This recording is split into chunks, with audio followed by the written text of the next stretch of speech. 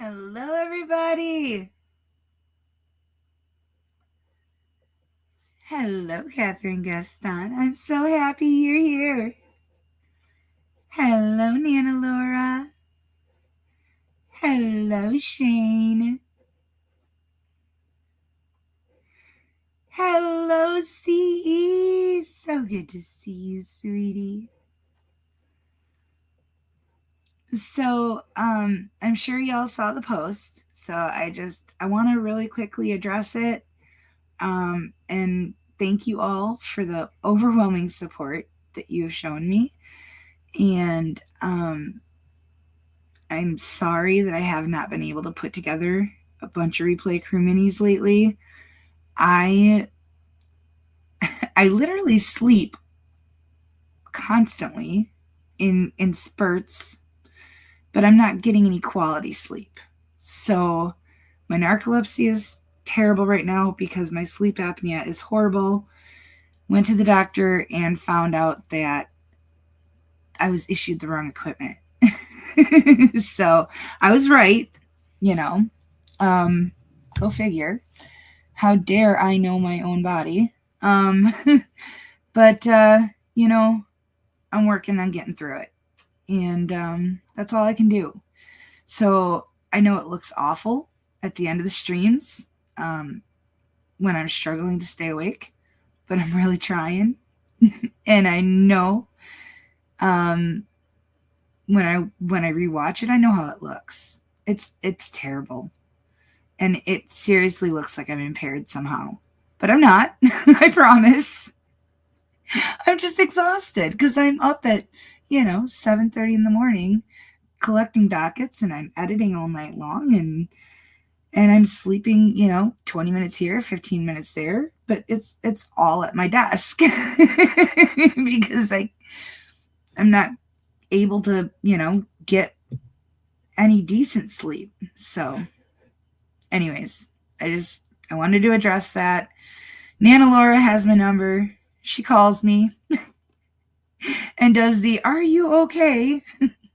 And yeah, I am sort of.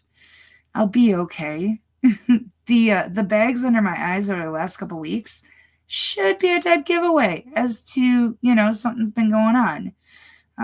The camera does amazing things, but even you guys can probably see the reflection of the deep caverns underneath my eyes.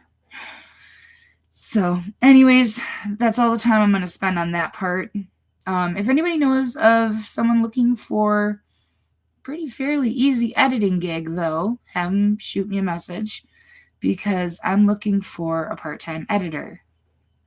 And yeah, I'd really like to have someone who's familiar with court dockets and who understands,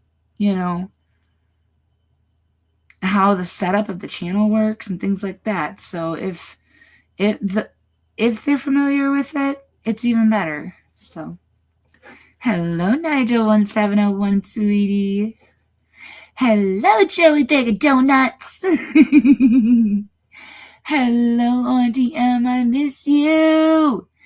I actually, I think it was the last stream that I did. The I don't know, intro to one of the clips, and then the intro to the next part of that same clip. I used a blooming peony. And I was like, yeah, I had to use it. It's Auntie M's favorite flower. Hello, Spider-Man, my love. Hello, Mortimer Duke. A little bit, because I'm hoping to stay awake for the whole darn thing. Hoping. Hello, Eileen E. Carlin. That's okay. I do. I would really, really like one. I know I said that. Someone was like, "Oh, pretty." And I'm like, "Yep, Auntie M's favorite." And then, of course, C-Rex had to bring up that, they're full of ants. Well, of course they are. That's what helps them bloom. Speaking of which, Pretty sure I know what this is. Pretty darn sure. Yeah, it's the subscription for the kitties.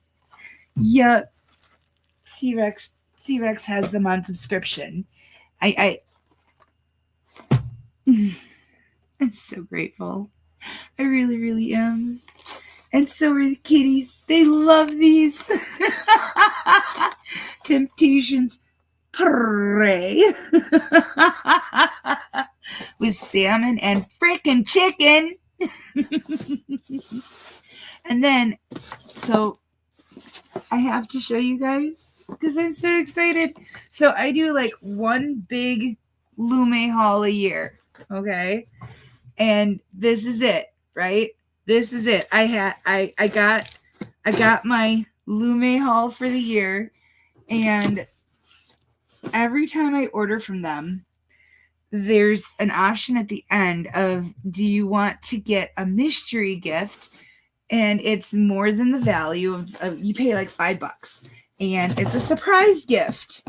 And so I'm so excited to see what this month's surprise is. I don't know if they change it every month or every order or how it works, but yeah, I'm so excited.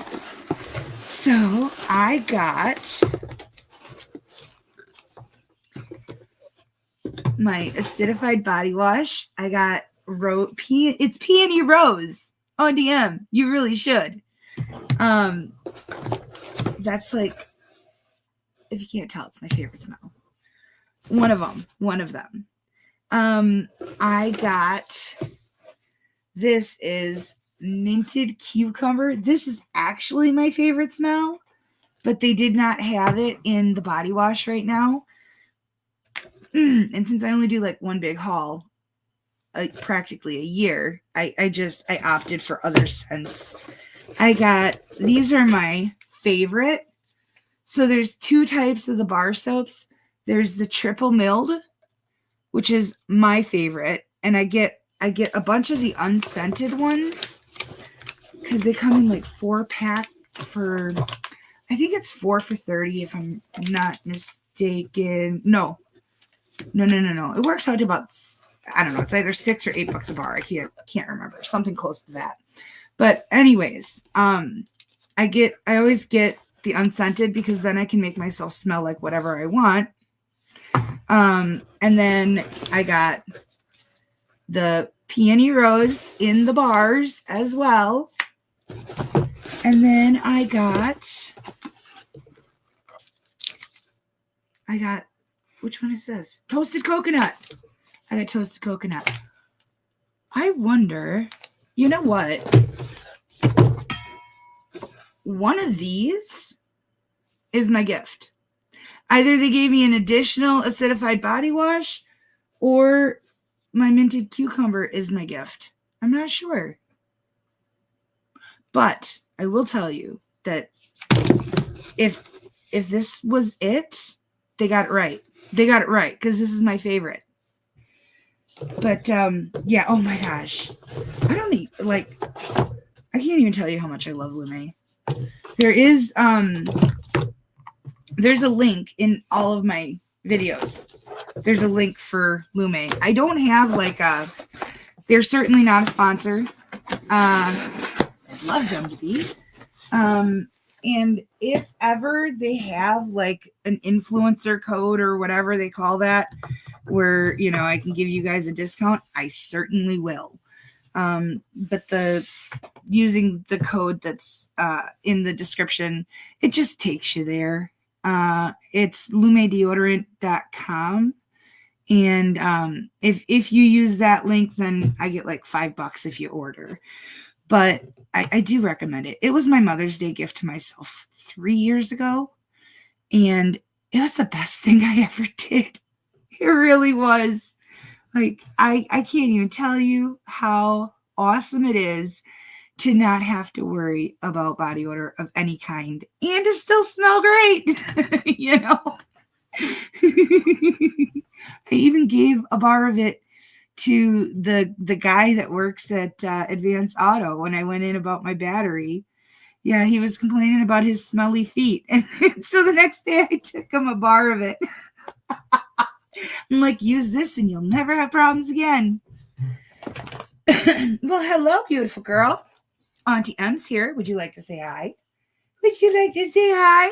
Come say hi to Auntie M and Joey Bag of Donuts. They miss you.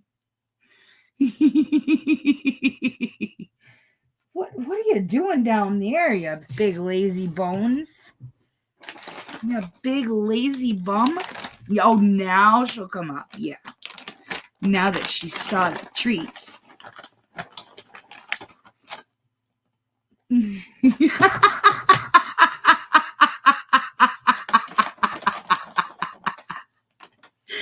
Well, maybe I have picky cats because they certainly appreciate when I smell better. At least I like to think they do. All right, guys, we're gonna have some fun tonight. We really are.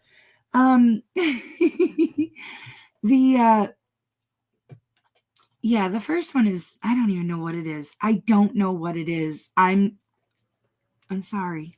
I don't. It's a probate matter. Apparently over $1.7 million and some lost assets. So that's all I can tell ya. Let's have a good time. Oh, I don't like how they do that now. I used to be able to click that button and it wouldn't change until I put something on. Now I can't click that button early, or I go tiny without anything on.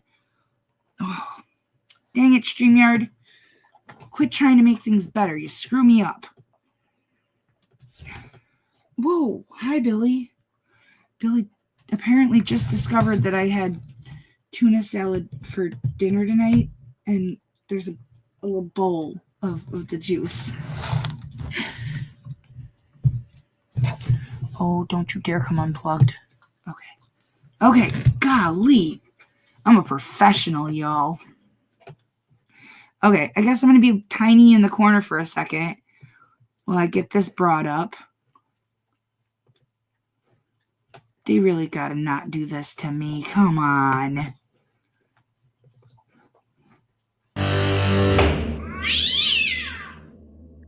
Good afternoon. Afternoon, Judge. Afternoon. How are you, Your Honor? I am good, thank you. Okay. We have a box marked Chris. Is that Chris McGowan? It is, Your Honor. Good afternoon. I'm in New Orleans on vacation with my wife. It's her 40th birthday this week, so I'm struggling to. I call in at the request of Mr. Powell, so that is the situation. If you're good with it. There's no picture, and I'm okay with that if everyone else is. Fine with me, Judge. I'm fine with that, Your Honor. Okay, and then we have a box marked Amy Miller. I assume that's your client, Mr. Powell. That's correct, Judge. Okay. And a box Caleb Boone. I don't have my video on, Judge. That's all right. Well, it's okay with me if it's okay with everybody else. Yes. Yep, no objection. Okay. This is in the District Court of Brooks County, Kansas, case number 15 CV 29. It is Denise Roan versus Brad and Amy Miller. May I have an announcement of appearances, please? Your Honor, I'm Denise Roney. I'm pro se. Your Honor, may it please the court, plaintiff Justin Miller, I think is not appearing because he had dental surgery recently, but appears through court-appointed counsel, retained counsel, Craig Urick, Oakley, Kansas. Your Honor, Chris McGowan appears on behalf of Mark Miller, plaintiff. Your Honor, I'm Jeanette Miller. I'm pro se. Okay, that's the petitioners. Please the court, Your Honor, the defendants appear personally via Zoom and through counsel Todd Powell. May I bet you guys can already guess who the fun ones are. it please the court. Caleb Boone appears pro se, Your Honor, as the intervener. I should say as Right. one of the interveners. Jim Angel on behalf of the Trust Company of Kansas, Your Honor.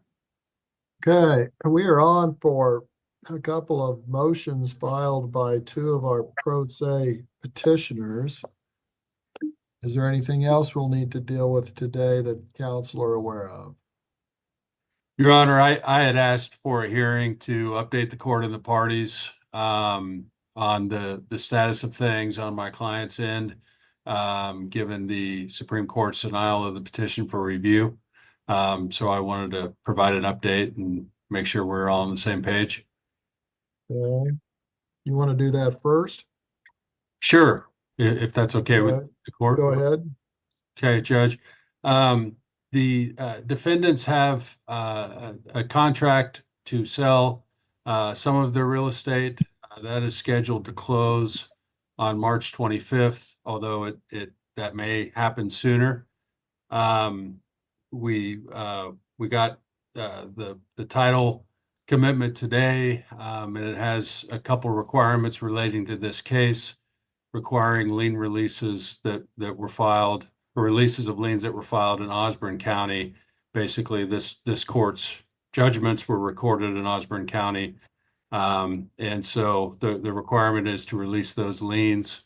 I have communicated with Mr. Angel and provided him the information on the sale and on the title commitment. And so I guess I just, A, wanted to notify everybody that that is going on. And B, I guess, again, make sure we're all on the same page about how we move forward. There will be enough proceeds of the sale to satisfy the court's judgment, both as to the reimbursement of the trust and the attorney's fees. And so as far as I'm concerned, if all this goes as planned within the month, this matter should be completely resolved. Judge, we will need probably the cooperation of all the parties, probably in the form of signing lien releases to be held by the title company pending closing, so that good title to this property can be conveyed.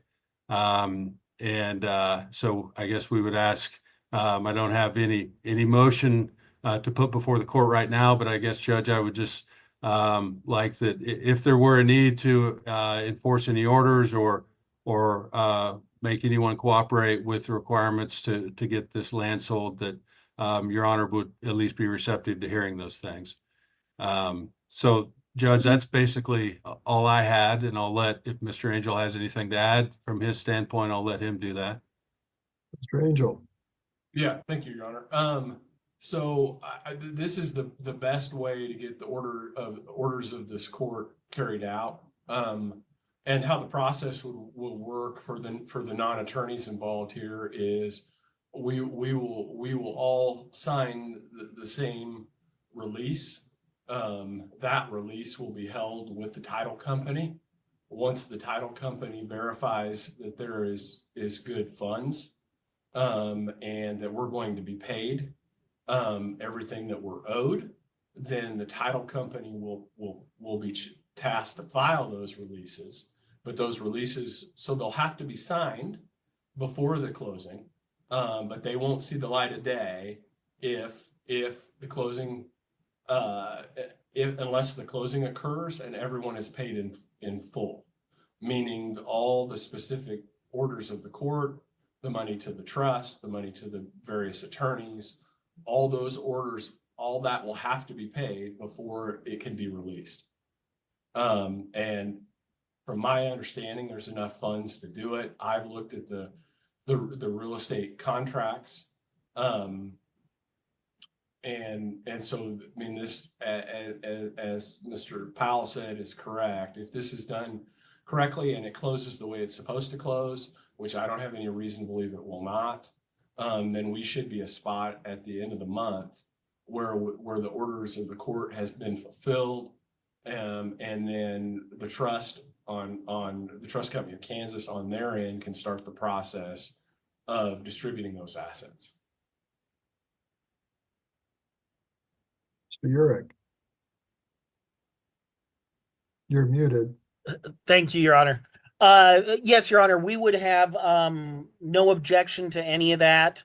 I think in talking to my client and my understanding of some of the talk with other counsel, I think there may be some motions after everything's paid up. There may be some interest amongst the heirs or the beneficiaries, I should say, in terms of possibly dissolving the trust. But I think that's something that can be handled later. Yeah, that's not an issue before the court at this time. Mr. McGowan, Yes, Your Honor. No objection to any of that here. okay. Miss Denise Roney, I have no objection, but I'd like to know which section of land that Brad's gonna be selling. It's kind of sad to me. Which piece of land is he selling? well, I think you can, if you want, you can call Mr. Powell and talk to him about that, Okay, okay? yeah, Given the status, Miss Roney, you had filed a pro se motion on February 26th yes. to release the stay. Now that this has been explained to you, do you want to proceed with your motion or withdraw your motion? Yes, let's proceed with the motion to release the stay of the trust. Well, how would you propose doing that prior to the sale? Well, how much is in the trust? Can Jim tell us exactly what it is in the trust as of the date? I'm not sure I understand your question.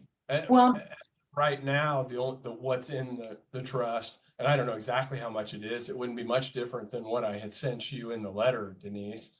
What's in the trust is oil runs that have been paid into the trust pursuant to the court order. We don't have any of the 1.7 million plus interest because we're going to collect that from the proceeds of the sale. Yeah, I understand that, but what is in it? I don't have anything. I haven't had anything since like the last, of the total amount that's in the trust today. I haven't received anything just in the last month, like an accounting. I assume that. I think Jeanette has it, but I didn't get anything just this month yet. I think she's got it. Jeanette, do you have something that shows? You're muted, Jeanette. Am I still muted, Judge? Oh, now you're live. Well, if I may speak a second, I have the same question that Denise had. There seems to be some difficulty at one time on all the accountings, and they have provided accountings from the trust fund, company for all these months, but it's always been reflected in a cash value. And it seemed to me on the accounting, it has now been changed to a cash equivalent. And I've been told they invested the money in annuities. So I never gave permission for any investment out of my part of my 20% of the distribution. So I wanted that to be clarified. I never gave permission to invest my 20%. And I'm worried about what's gonna happen with the 1.7. I've never gave million if it goes into a trust. I've never gave any permission to invest any money. Thank you. Well, the court's order was for the trust to pay out as it came in, but they have to wait until after everything now clears the appellate court, which it sounds like it has. And then the sale will pay everything back in, and then they'll be in a position to pay out to each of the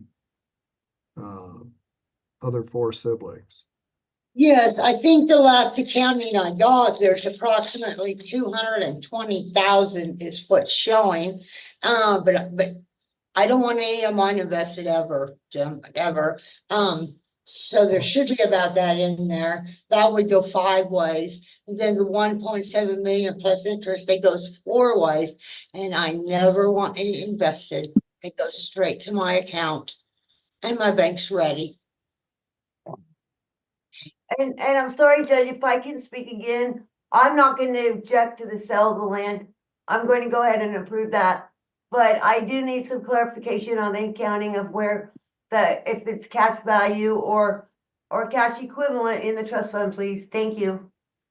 And I do have on my mother's testimonial trust that no creditors can ever place a lien on, file a judgment against, or garnish the trust assets that do belong to the beneficiaries. They are the owners of the Walker Miller lease and the Houghton lease.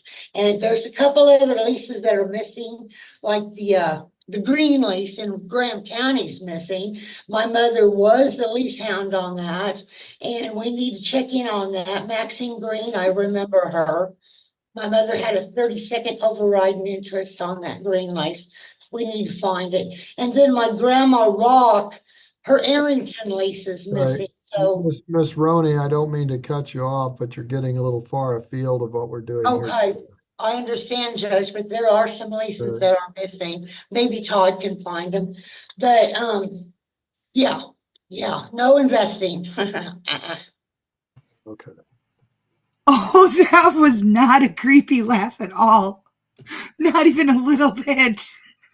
I'll tell you, that laugh was actually what made me run this case. That's all. So as far as the request for any distribution at this point, Mr. Angel, I'll speak to I can speak to my clients about that. Certainly there would be some money that they could distribute now. I mean, hopefully within the next 20 days, we'll be in a position to get that money in, and then shortly thereafter. I haven't heard any indication from the Trust Company of Kansas other than when this is all done, transferring everything out. Transferring everything out, paying whatever ancillary bills they need to pay, and being done with the case. you understand, Ms. Roney? Yes, I understand. Okay, any further clarification you need at this time? No, I think within 20 days, like Jim said, that's fine. Okay. Yeah, Well, and Ms. Roney, that means the closing is on the 25th. That's Mhm. 20 days from now. So Yeah. it won't be instantaneously after the closing, but sometime shortly thereafter in the next week or so. yeah, It'll take some time to process it. It can't be instantaneous. yeah, I understand, yes. And Ms. Jeanette Miller, you filed a motion pro se December 1st. For a I'm sorry, Judge. distribution. You filed a pro se motion for a distribution on December 1st. Correct, sir. Okay. Do you need any further argument on your motion? I would like to clarify that I have asked the trust fund, the trust company to make distributions. I received a letter from them saying as soon as the mandate got to the courthouse, they would then start distributions. I'm worried a little bit. I want Justin and Mark to also be concerned about the 1.7 million going into the account, making sure that's gonna go to all 4 ways to the beneficiaries. That does not go 5 ways. So I have no other thing to say about it. Thank you, Judge. Good. So, Your Honor, what I intend to do is I intend to, the very first part of next week, circulate releases, and everybody will sign the same release. The Trust Company of Kansas will sign the same release as all the other parties will sign. It's all going to look identical or virtually identical because there's a little bit different judgments. With the idea, again, I want to make sure it's clear, those will be held in escrow by the title company. Those will not be filed if there's not enough money to make sure everybody's paid in full. And us doing it this way by using the releases and allowing the court this to go through is the quickest way to do it by far. If we have any issues leading up to closing, then the closing will fall through. There'll have to be another motion filed with the court. There'll have to be more. It will push it out months, potentially. So everybody working together to get this paid is the right thing to do so that we can get the court's order followed and go on down the road. Judge, the only other thing I would add, if I may, is just, again, maybe a standby thing for the court that just in case something else comes up, there's some other requirement, or, there's another order from the court. Again, the purpose of this hearing was just make the court aware that this was going on, and hopefully that the court will, if need be receptive to any motions or anything. Again, if a release doesn't get signed, that we can follow up on that, and basically anything that needs to be done that needs the court's attention, that we can do that to get this matter closed. Yeah, please, the court, this is Caleb Boone. I have a question, if that's all right. You are my next person to call on, Mr. Boone. All right, Your Honor, when I listened to Jim talking about everyone filing those releases, I assume what he means by that is all the beneficiaries within his bailiwick. Is that correct? Because I'm a separate party, and I've already discussed with Todd Powell my releases. Is that right, Jim? Just you're referring to the trust beneficiaries, right? Yeah, yes, Mr. Boone. I mean, but obviously if there's a hang up in your release, the deal doesn't get done. But So I've already worked all that out with Todd. Yeah. But Yeah, you were not yeah, referring no. to me as being one of those, everyone that you were talking about. Right. I understand. I was just saying that generally. Obviously, I can't speak for you, Caleb. No, I appreciate that. I realize that. And I agree with the general concept. I just wanted to make sure about the specific forms you had. Yeah, I've been tasked, the court tasked the trust company with collecting this debt, and that's exactly what I'm doing. Yes, of course. I guess one point of clarification, though, based on Mr. Boone's statement is I mean, I think it remains to be seen of kind of thinking out loud here. Obviously, the parties will need to sign releases, but also any other judgment creditors, and there are three beyond the trust. Mark Miller, Caleb Boone, and Craig Urich.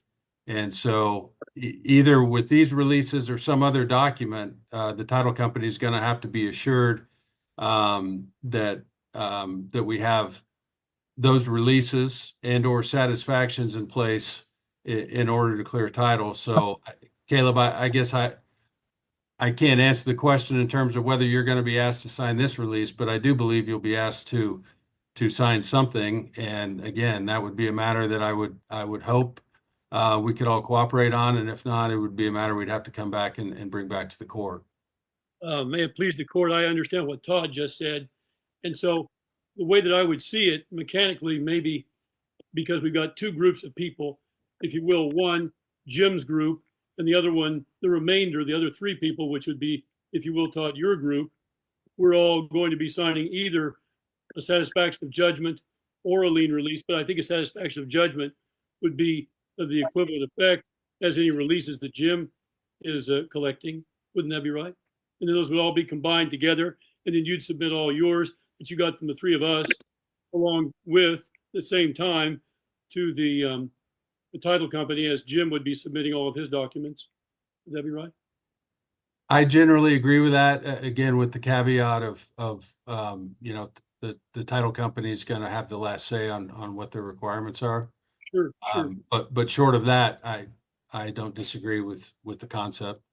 Well, the reason I mentioned that was because I wanted to be respectful to Jim so that we all do the same things at the same time, just like Jim said. I agree with that. We've got the three of us on your side, so to speak, Todd, and then Jim's got all those beneficiaries on his side.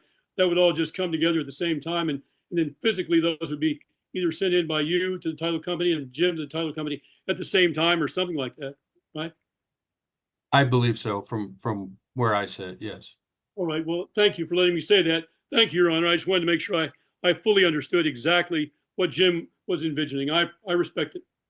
And Mr. Powell, you've got the necessary releases from Mr. Boone, Mr. Urich, and Mr. McGowan? Do I have them? Or were you preparing those? I will prepare them, Judge. Yes. Okay. And I think you spoke about Mark Miller, but I think that's actually Mr. McGowan. Well, we'll probably need to clarify that one way or the other. As far as the fees? I had thought that was an award to Mark directly, but Mr. McGowan and I can work that out, I think. Okay. Anything else? Anything else, Mr. McGowan? You're muted, Mr. McGowan. Sorry about that. No, Your Honor, I will clarify. I think what everybody's talking about, I think there's two parties actually. I think it's Mark and me. Mine for my fees, and then I think there was some award to Ross for his work prior. I think that's what's confusing everybody, just to be clear. So yeah, I'll work with Todd to get all that worked out. Shouldn't be an issue. Right, it was awarded to Mark to reimburse Mhm. what had been paid to Ross. That's right. And then I had a subsequent amount that wasn't huge, but so yeah, I'll work both of those things out with him. Yep, that's not a problem. Okay. And actually, I do have one more question just to make sure we're clear. Because I mean, so the rest of everybody was on their own as far as appeals goes, right? As far as attorney fees for appeals goes, right? Just to be clear, I think that me and Todd had discussed that, but I just want to make sure we get that on the record. Everybody was kind of on their own appeals fee on their fees, correct? I'm not sure what you mean by everybody was quote on their own, end quote. We're not doing attorney's fees. My concern is not no one has to come back for attorney's fees, right? I mean, does that make sense for the appeal and stuff? That was all individual, correct? No one's asked it for the court to do anything other than let each party pay their own. That's what I was making sure of. That's it, Your Honor. Thanks. As far as I'm aware, there's no motions in front of the court. I'm looking at the docket. I don't see any motions. No, we didn't want to. I just wanted to clarify. Mr. Yerk and I discussed, and we couldn't remember, and I just wanted to clarify. It's my understanding that's what you had issued, and I talked to Todd, and he agreed. I just want to make sure I wasn't missing anything. Judge, if I may, I do believe there was discussion earlier that that the attorney fee awards were as of the date of the award, and that anything that happened beyond then was not included in attorney's fees. It wasn't an open ticket, so to speak, to come back and say, well, we've now incurred X thousands of dollars more. We need to add that on. That was a final judgment. Right. And so, yeah, that's my understanding. That was my understanding as well. I do, Judge, I have the order pulled up, and I know you're pressed for time, Judge, and I don't want to belabor this, but I also don't want to, this is kind of a sensitive situation. I don't want to leave any doors open that we're going to need to have any issues on. So the court's award, and I'm, again, forgive me, but I'm going to paraphrase here a little bit. Plaintiff Mark Miller's attorney, Ross Wickman, submitted attorney's fees of $76.25. His attorney, Chris McGowan, submitted fees in the amount of $1,600. There were some that had already been paid. Therefore, the court awards these fees in the total amount to be paid by defendants to plaintiff Mark Miller for his attorney's fees through June 24th, 2022. So I just wanted to point that out. Okay. We're good. That works for us. Yep, that works. Okay. Are we gonna have another hearing before all this is settled or after it's settled? The court is not anticipating another hearing, and as long as all this goes through, I don't think you need another hearing. Okay, Okay. So then what your order was today, then the trust company is to be the receiver of the money, and then that will be distributed as you've ordered to the beneficiaries, correct? Right? Well, it's all going to be paid back into the trust. And then the trustee will distribute it in accordance with the court order. And then the future incoming oil renditions will be distributed per the court order. And that, the future ones, after everything is paid off, the future ones, I believe, are just 20% to each sibling. Thank you. So, and Miss Roney and Miss Miller, just for the purposes of the record, I'm going to deny your pro se motions because I don't want to mess up any of the accounting and anything that's happening. I You're so understand. close to getting this done. Let's get it done. yeah, I understand. Yes, Okay. I So agree. let's get this done here. Hopefully by about the 5th of April or even before that, you'll have received a substantial check. Okay, thank you, Judge. Her bank's ready for it. Thank you for everything. Mr. Urich, you were either adjusting your glass or you had glasses or had a question. No, Your Honor, nothing more from me. Okay. Anything further from anyone for the record? No. I don't believe so, Judge. No, Yeah. thank you. Mr. Powell, to the extent you believe we need a journal entry from today, I will entrust you to prepare that. Okay, I will, Judge. Thank you. Okay. Okay, thank you all. Thank you, Judge. Thank you, Your Honor. Thank you, Your Honor. Thank you, Judge. Yes, yes. Thank you all. I'm sorry. I told you. I told you. I don't know what's going on, but my goodness.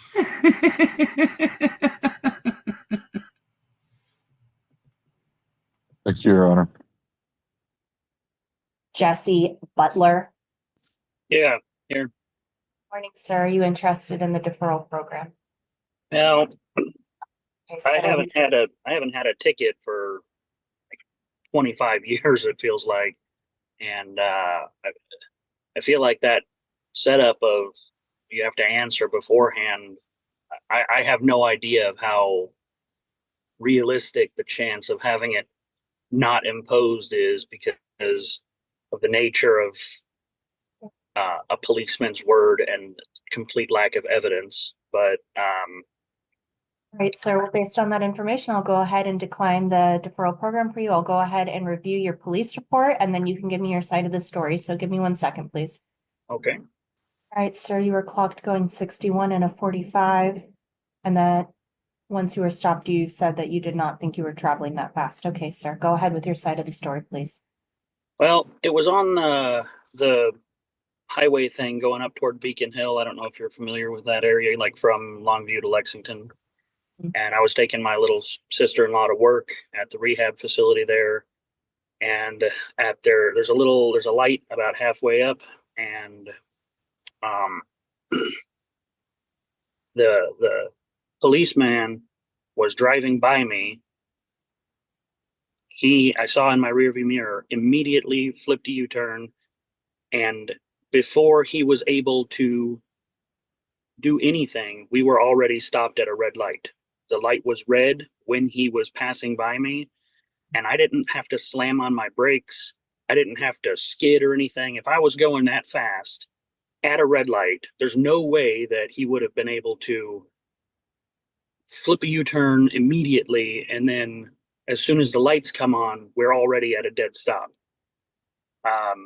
If he clocked me so far back and then flipped a U-turn, I feel like the distance he would have to have been away would have been out of eyesight almost. It's a great thing your feelings don't count in your traffic stop. Because we were already stopped. If there's a way to review his dash cam, I didn't slam on my brakes. We were stopped at a red light when he turned his lights on. I heard your side of the story. Thank you. How fast do you think you were going? I think I was going about the speed limit, or maybe 5 miles an hour over the speed limit for the main drag. But by the time he was at me, I was already well under the speed limit because I was stopping for a red light. All right, sir. Well, you know that he got you going 61 and a 45, and he reduced your fine to 5 over, which is what you just stated you think you were going anyway. Yeah, I feel like a fine, but that's a favor to me for lowering the speed. But And you that's just me admitted that you assuming- think you were probably going about speed or 5 over, and the officer got you well over 16 over, but reduced it to 5 over.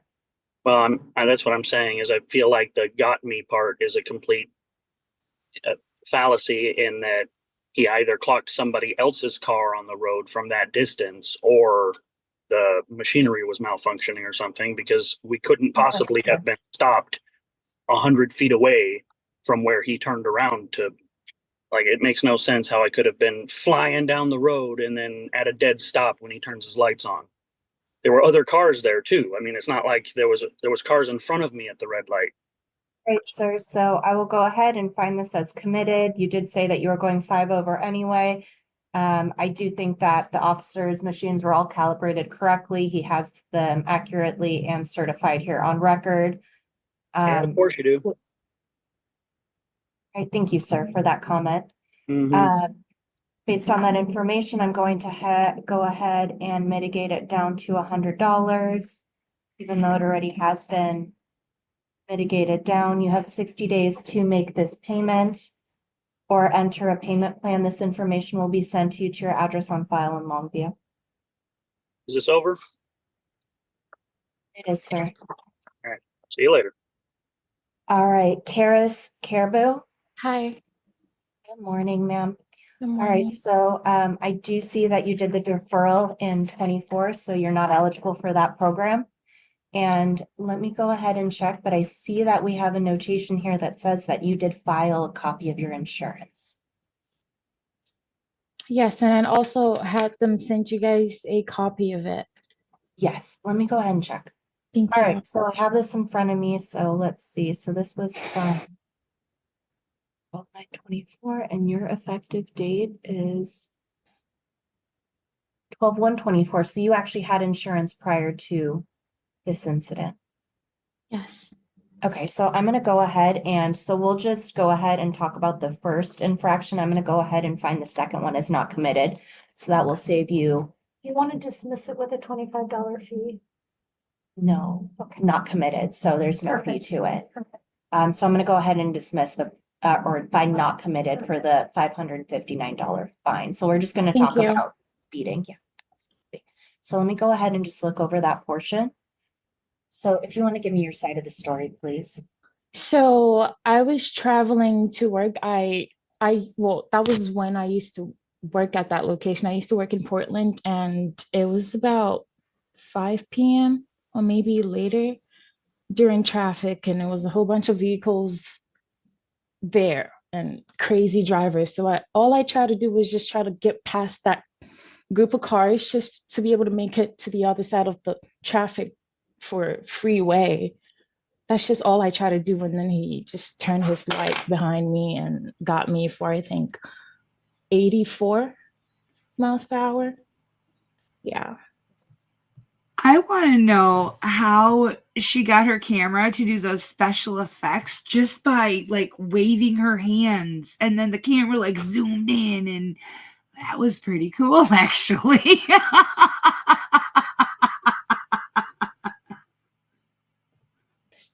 You were speeding, you just said it was for safety concerns, but there's Yeah. speeding. Okay, well, based on that information, I will go ahead and I'll find this committed. I'm gonna drop it down to $115. Okay. So your total is gonna go from $755 to $115. Thank you. You have 60 days to make this payment or enter a payment plan. This paperwork will be sent to you to your address on file in Olympia. Is that correct? Yes. Okay, all right. So this will be sent your way, but your new fine is $115. Thank you. Okay, thank you for your time. All right. You have a good day. You as well. Thomas Gorley. Yes. Can you hear me? Yes, sir, I can. Are you interested in the deferral program? No, I don't think so. I should be able to pay the fine if I have a little bit of time to do it. All right, sir. So If I get a fine, I have to explain myself. yeah, so give me a second, please, to just review your police report, and then we will go ahead and discuss any fine probabilities. Thank you. All right, sir. So you're here for failure to wear a seatbelt, and I do have a statement from you that says you removed your seatbelt to deal with a dog in the passenger seat and forgot to put it back on. Yes. So okay, all right, sir. Well, you can give me your side of the story. Okay. Right now? Yeah, yes, sir. Okay. I was coming from Les Schwab, heading towards Kelso on Industrial Way. My dog got caught in the seatbelt and was choking. There was no place to pull off, so I pulled into the left-hand turn lane towards California Way.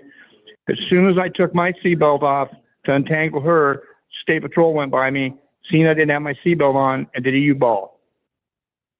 Pulled me over on California Way, and I explained to him what happened, and he said, okay, and he came back and was going to let me off for the seatbelt ticket, but I had a interlock system removed from my truck like almost a couple years ago, or a year and a half ago, and I hadn't got my driver's license changed over. So he thought I had to have an interlock, and I explained to him what happened, and he says, well, he had to give me the citation, and giving me the citation for the interlock, he also ended up giving me the citation for the seatbelt because he gave me the other ticket.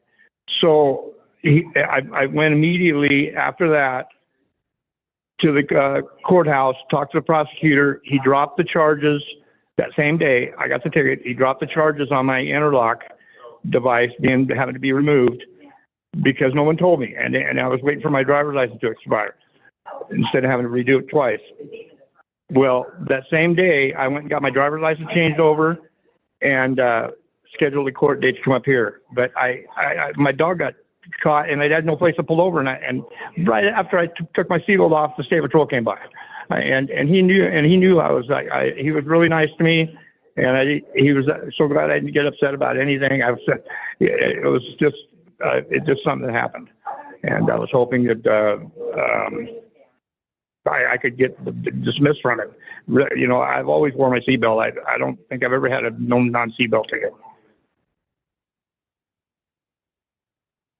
Right, sir. So I have actually looked at your criminal history. I see that it's been a really long time since you've gotten a speeding ticket. I do see that you handled the ignition interlock issue.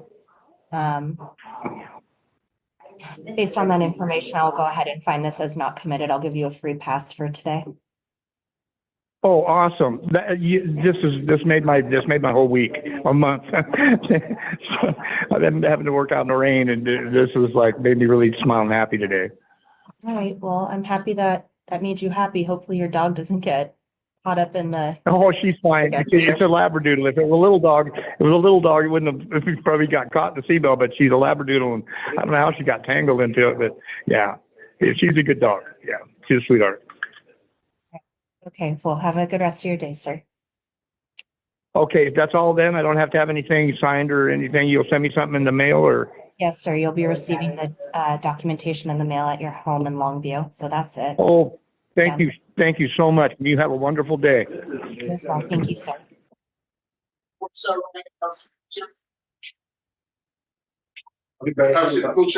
My big dog right here. What? Got something back here with you, baby. What's your name? Prayer? Prayer. What's your name, senior?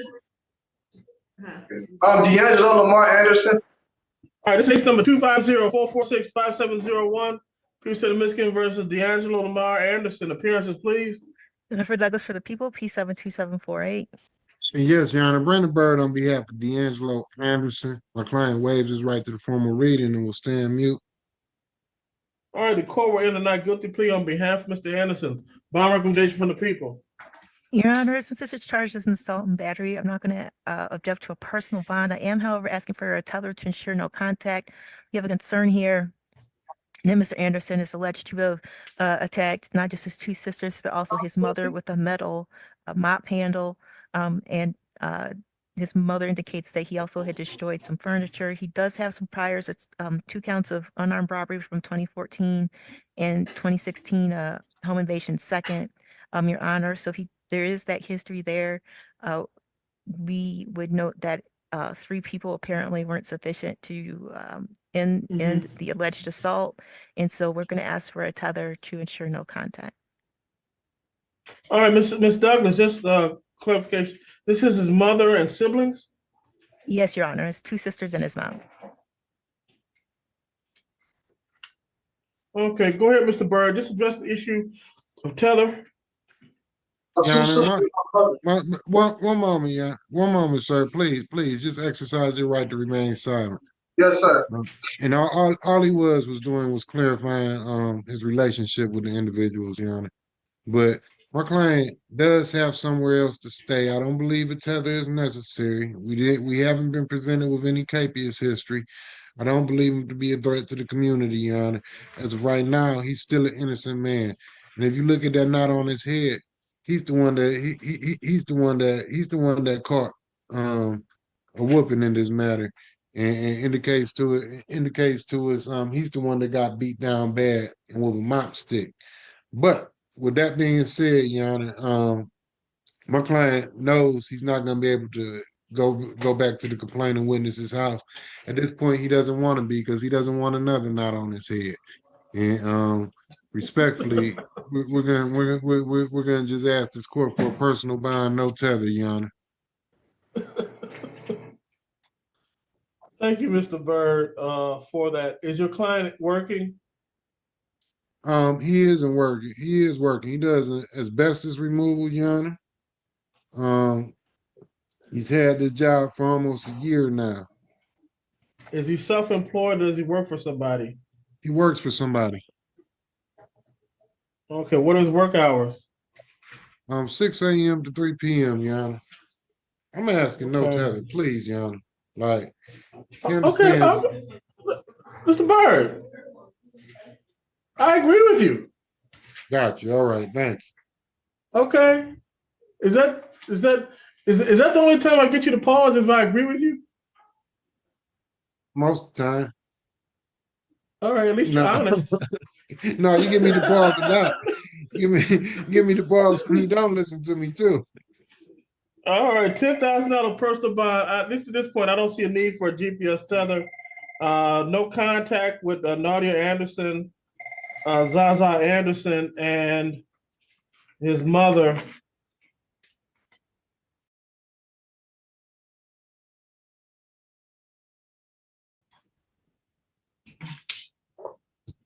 All right, in jail area, your name, please. Austin Bird. Mr. Bird, this is a misdemeanor file 204085SM. I'm going to read it to you.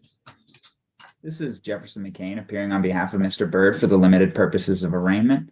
Mr. Bird has notified me that he intends to plead guilty today. Okay. Mr. Bird, has anybody forced you or threatened you to make you plead guilty on this charge? No. And are you pleading guilty to this because you believe you are guilty of this? I just think it'd be easier trying to fight it all out because I've only been to this woman's house one time. Okay, I cannot take your plea if you don't think you actually did it.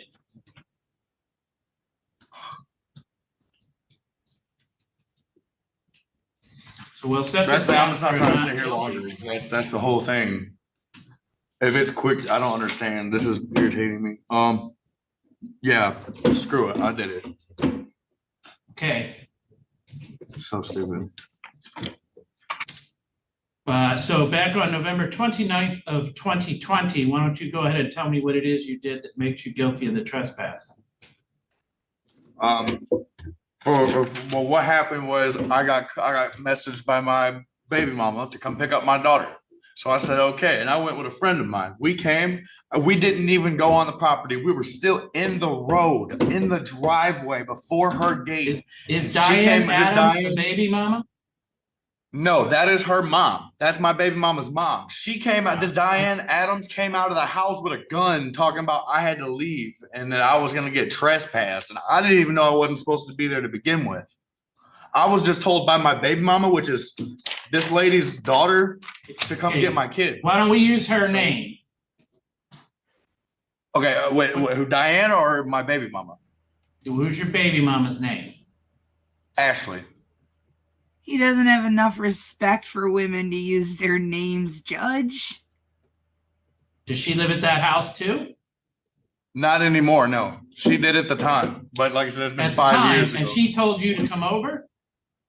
Yes, I had a text message from her that told me to come get my daughter because I was wanting to come visit with her, and she told me I'm not going to be able to take a guilty plea. It sounds to me on those facts that that's not necessarily a trespass.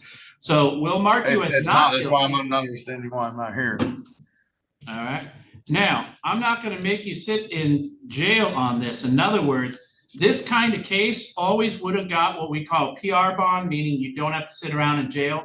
The only reason you have a cash surety bond is because you didn't show up once. So if I give you a PR bond and let you out of jail again, you're telling me, of course, you're going to show up for these next court dates in this case, right? Yes, sir, but I don't think I'm going to be able to just get out because I guess I have another one bench warrant hold. So I don't know if it's well, I don't think it's in Allegan County. It might be somewhere else. But yes, I'm not going to hold you in jail on this. Your Honor. Is this a yeah? Your Honor, I believe he has a case in Kent County that would be holding him, so I believe we would like to keep this at a low cash surety bond. But then they won't come and get him. I see. Never mind, Your Honor. Yeah, I mean, generally. All right, so Moss Road, is that a good address for you? No, how do you guys have all these old addresses? This is crazy, man. Well, no, I'm you've in had Benton no Harbor now. contact with the court since 2020 on this case because you didn't show up for court. So that's probably where you were living back in 2020. Give me a good address for you. In Benton Harbor, Michigan, 49022. 49022, Yep. as in the animal in the sea? No, Wells, like I'm doing well. WELLS. Okay. No, even when you say it and then spell it, it doesn't sound like you're saying the word that you spelled. No. Wales is not WELLS. No. Wales is WALES or WHALES, but not WELLS. Yes, sir. Okay, in Benton Harbor. So I'm going to let you out of jail on this. That probably means Kent County has to decide to either come and get you or also let you out. But you will get a next court date in courtroom A in front of Judge Scotch. They're going to hand it to you in jail, or they're going to send it to that address. Just make sure you show up for those court dates. They'll probably even be over Zoom at first, and you can get to the bottom of this without pleading guilty to something you don't feel you're guilty of. All right? Okay. You're all set. All right, thank you. Excuse me, Dan. Yep. Is he gonna get a court-appointed attorney, Jefferson? No. On trespass, he won't. Okay, thank you. Mr. Byro, you want to take yourself off mute so that I could hear your responses? I'm not even hearing him. My daughter's got off mute. Can you hear me? Yep.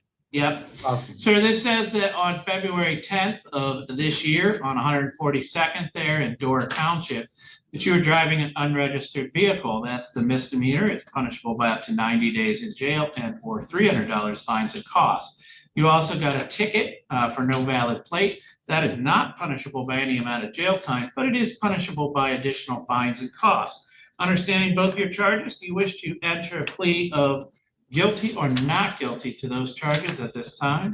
I'm not guilty. Okay. And should this go all the way to trial, sir, would you like to have that trial in front of a jury or in front of a judge? Jury. Okay. And you can continue to represent yourself free of charge like you are today, or you could always hire an attorney if you wish to. I am going to give you a PR bond or personal recognizance bond. So you do not need to pay any money. We're essentially just trusting you that you'll keep coming back to court for your court dates. So we just need to check this address, River Street. Is that a good address for you? Yep. All right, then you will get a next court date along with new Zoom instructions sent out to you in the mail. Can I come to court? Can I come to court? I don't want to do Zoom. I got motions for the court already made out. And I got damages. Yeah, when you for federal court. When you get that next court notice, that's when I would contact the prosecutor's office, let them know you wish to come in person. Yeah, okay, because And if you have motions to file, you can always just come in and file those at the window. Okay, I could do that. Thank you. All right, so you're all set for today. I'm going to go ahead and release you. All right, Mr. King, you're here on a probable cause affidavit. Nothing's formally filed in your case yet, but I'm gonna set your bond on probable cause that possible criminal threat could be filed against you. What's the state's position on bond for Mr. King? Your Honor, this is a level 9 person felony. My biggest concern is fact that Mr. King is not a local resident of Kansas, and therefore I would ask at this point in time to set his bond at $5,000 and order that he not go back to the hotel, the Comfort Inn, and not to have contact with the general manager, Jesse Tilson. Ma'am, may I say something? You can say something for me. You don't have an attorney, so don't be violating any of your rights, because anything you yes, sir. use, if there is a case filed, you get all this stuff gets to be used against you. So Yes, sir. I was just gonna say, I'm actually from Oklahoma. I was literally just passing through. Is there any way I can get an OR bond? I have a 4-year-old son. My big mom is at home taking care of him. She's pregnant again, and I have to get back and help him. You know what I mean? I'm just trying to get a job. You know what I mean? I've already have applications in. I'm waiting just on a response. And you have I really jobs. gotta You're take care of looking my for son. jobs here. No, not here. In Norman, Oklahoma. Okay, I'm going to set your bond at $5,000 cash or commercial surety. Had you been local, there's a possibility of getting an OR bond. There's not great I possibility. mean, my of sister transferring. stays in Kansas. Yeah, She I'm going stays to an set your hour bond away. at 5,000 cash or commercial surety. So if you can see a bondsman and they'll pay, you can pay a percentage of that. You need to follow the bond conditions, make all your court dates. If you have them, don't possess or consume any illicit drugs or any alcohol while you're out on bond. Don't break any laws of the state of Kansas. Sir, I don't You have can't have any money, sir. contact with Comfort Inn or any of its employees or Jesse Tilson. Sir, No sir, contact I of actually, any kind.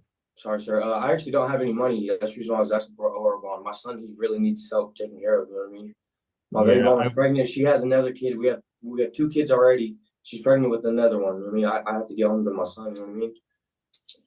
I Like, understand. if there's any way I can get an OR bond and stay with my sister here in Kansas, I could have my baby mama come up here.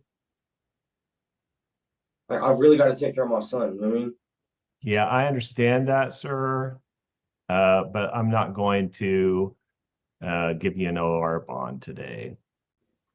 All right, thank you, Mr. Kraus, for your patience, sir. We do have the attorney available to speak with you now. So what we're going to do is get you into a breakout room with him. You're going to see a prompt on your screen, sir, that says join. All you have to do is tap on that. So actually, you're both going to see that here. Sorry.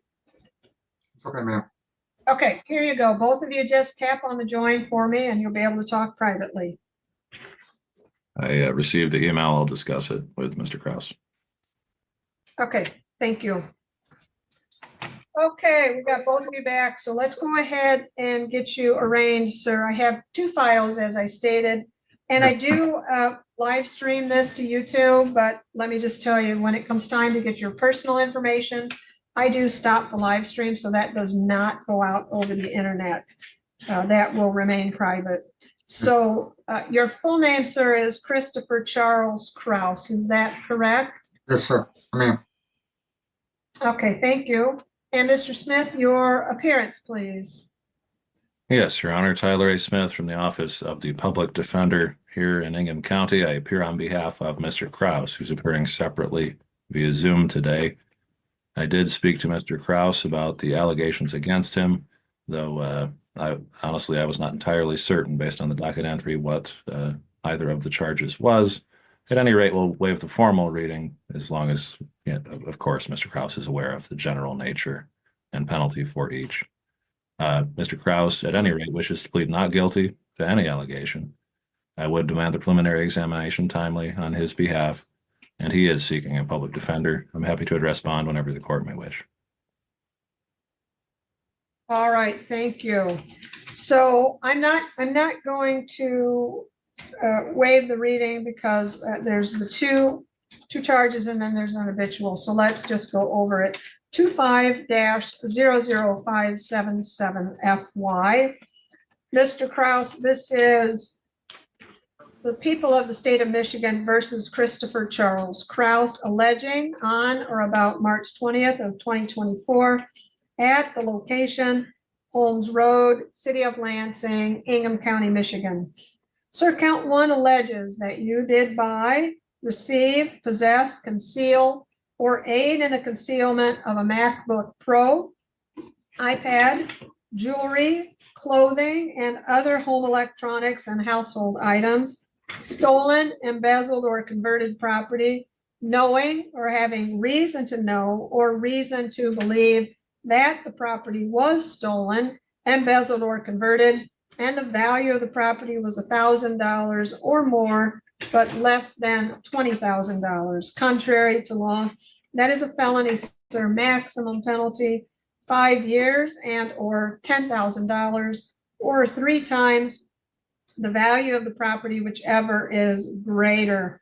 The court may also order reimbursement to state or local government for expenses incurred in relation to the incident, including but not limited to expenses for emergency response and prosecution. So there is also a count 2 alleging that you did fail to comply by the Michigan Sex Offenders Act by failing to verify a registration address pursuant to the Michigan Sex Offender Registration Act. That is contrary to law. That is a high court misdemeanor. Maximum penalty on that is up to 2 years and or $2,000.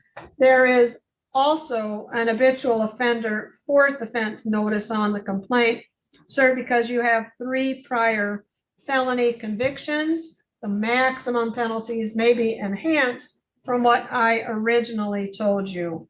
So do you understand the charges rather, and the maximum penalties, sir?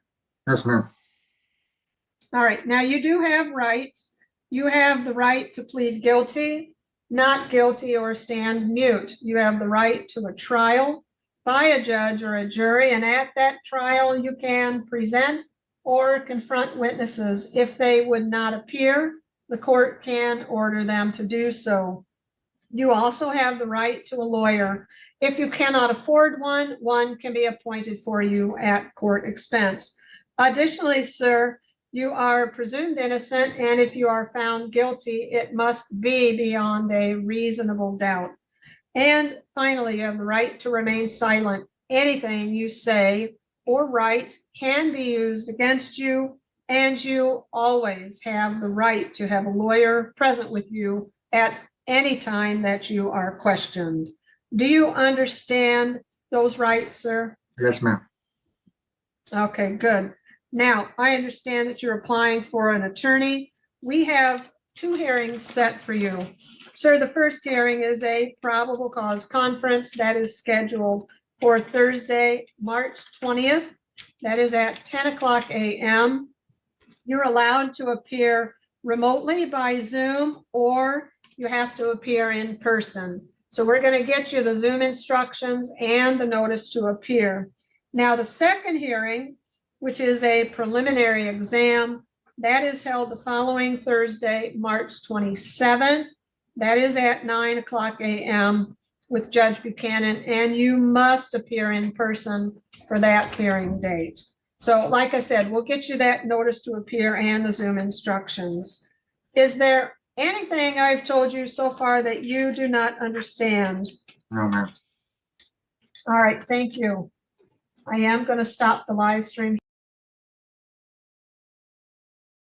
On a charge of attempt police officer fleeing and eluding from an offense date of March 25th of 2022. Sir, the bench warrant issued because you failed to appear for a probation violation arraignment that was scheduled April 3rd of 2023. Do you recall why you were not in court that day?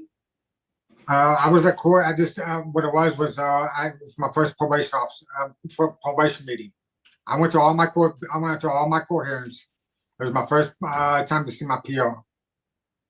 Okay, so I'm a little confused then. You said you were in court on April 3rd? Yeah, I went to see my I went and got sentenced, and when I got sentenced, they gave me a date to go see my PO, and I didn't show up to see my PO. Okay, I think I'm still a little confused. You said you went and saw your PO, but then No, I said I didn't go see my PO. I said when Judge Ward, when Judge Ward sentenced me to probation, she gave me a date to go see my PO, and I didn't show up on that day. Okay. Okay, all right, thank you. Okay, so what I'm going to do is I'm going to arraign you on the allegations. So this is a request and summons for a probation violation on a charge of, well, this says receiving and concealing a motor vehicle, so I don't know why that would have a difference. Trying to see what he pled on. Judgment of sentence.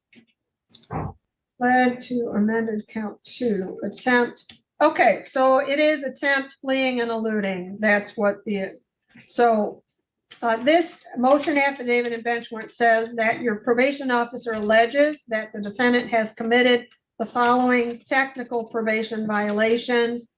Violation number 3, failed to schedule orders appointment with the probation officer. The amount of the penalty, sir, is dependent upon the number of violations. In this instance, you have one violation, which is on a misdemeanor, it's 5 days in jail. Okay, if there's a second violation or a third violation, or where you have an absconding violation, which means that you have been away from the court for a period of 60 days or longer, and it's described as a continuous period. Well, let me just read it to you. It'll make a lot of sense. Absconding is defined as the intentional failure of a probationer to report to his or her supervising agent or to advise his or her supervising agent of his or her whereabouts for a continuous period of not less than 60 days. The reason I bring that up is because if you are charged with absconding, the maximum penalty can be the maximum charge on that charge of which you are on probation. So if you've already done some jail time, then they reduce that from what is No, man, I didn't do no jail time. It's kind of like this when you guys send me a summons to come in. Yeah, no, you don't. Mr. Smith is telling you not to talk, and that's a good thing, because you don't want to talk about this. You want to talk about it when you're talking to your attorney, and not to a court, and not especially when it's public. Yeah, you definitely don't want to tell them.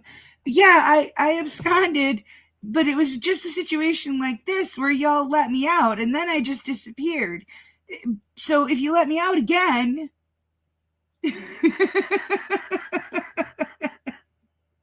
Okay, so I'm only going to tell you what those penalties are, but you also have rights, and I really need you to understand this as well. So you are accused, sir, of violating one or more of your probation conditions. You have the following basic rights. They're very similar to the other. You have the right to written notice of the alleged probation violations. You have the right to plead guilty, not guilty, or to stand mute. You have the right to contest the charges at a hearing, and certainly the right to a lawyer's assistance at that hearing and at all subsequent proceedings. At the arraignment, the court must inform you whether the alleged probation is charged as a technical or non-technical violation and the maximum possible jail or prison sentence. I've done that. Now, you have the right to a hearing set promptly. If it can't be set promptly, then the court must postpone that hearing. At that contested violation hearing, sir, the evidence against you must be disclosed to you. You have the right to be present at the hearing, to present evidence, and to examine and cross-examine witnesses. The court may consider only evidence that is relevant to the violation alleged, but it need not apply the rules of evidence except those pertaining to privileges. Additionally, the prosecuting attorney's burden of proving a violation is by a preponderance of the evidence standard. So that is a standard that is not as difficult to meet as you find in a beyond a reasonable doubt standard. Do you understand? Do you understand those rights? Yes, ma'am. Okay. All right, then, Mr. Smith, how is he pleading today to the violations? Your Honor, a plea of not guilty with regard to the allegations in the probation violation file as well, Your Honor. All right, thank you. And is he applying for an attorney on this as well? Yes, Your Honor. All right, thank you. All right, so the court has set a date for you to appear. Your violation of probation hearing is set for Tuesday, March 18th, which is just less than 2 weeks. So March 18th, 1:30 p.m. with Judge Ward. So we will get that notice to you as well. And you do have to appear in person. Yes, ma'am. All right. All right, now, I already have his address, his phone number. I have everything that I need, so if you would address bond, please, Mr. Smith. Yes, I'm happy to do so, Your Honor. My understanding is that Judge Ward, being the judge of record with regard to the probation file, has given an order such that Mr. Kraus would be remanded on that file while awaiting his hearing date. Understanding that to be the case, with regard to bond on the new file, I would simply request the court set a low 10% bond. I know I could go on and rage against something the court has no authority to change at this point. So rather than do so, I'll simply indicate this is not an allegation of any violence or anything of that sort. Well, of course, there may be some concerns. I don't think this is something where flight or a particularly grave risk to the community is contemplated. I would request a low 10% bond. All right, thank you. So the court does look at your criminal history, sir. You do have the attempt misdemeanor police officer fleeing that we've talked about in the probation case. You have, other than that, you have convictions in like 1998 and 2000. So with that, I do find a 10% is appropriate. It is a $3,000 10% bond with conditions. You cannot miss any court dates and you cannot violate any state or local laws while you're on bond. You are not to possess, purchase, or consume any alcohol or controlled substances without a prescription. And you are not to leave the state of Michigan without permission from the court.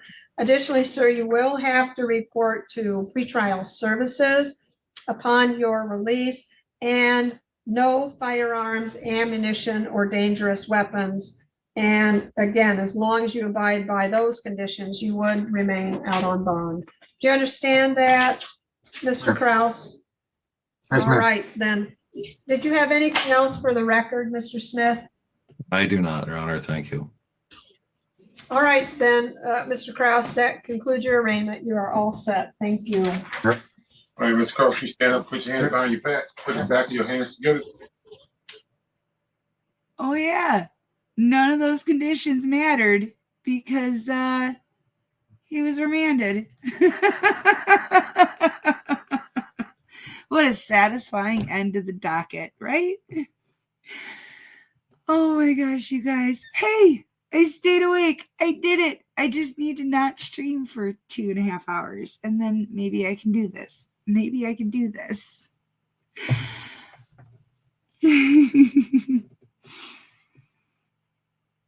I love you guys so much. I'm in awe every day at how amazing you guys are and how kind you are and how much you love me. And it's unbelievable. It really is. Like, it shocks me every day. And every day that I think that I just can't do it anymore, you know, especially, you know, lately with the sleeping issues, I go into the comment section and somebody says something that just puts me over the moon, you know?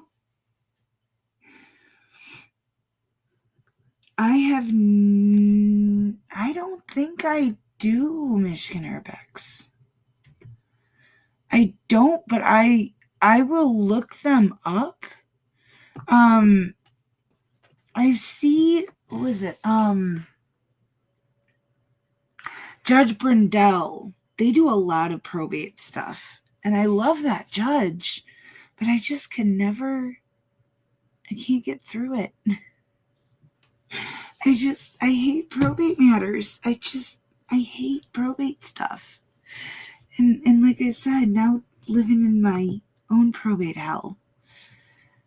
But I'll check them out on your good word that it's worth it.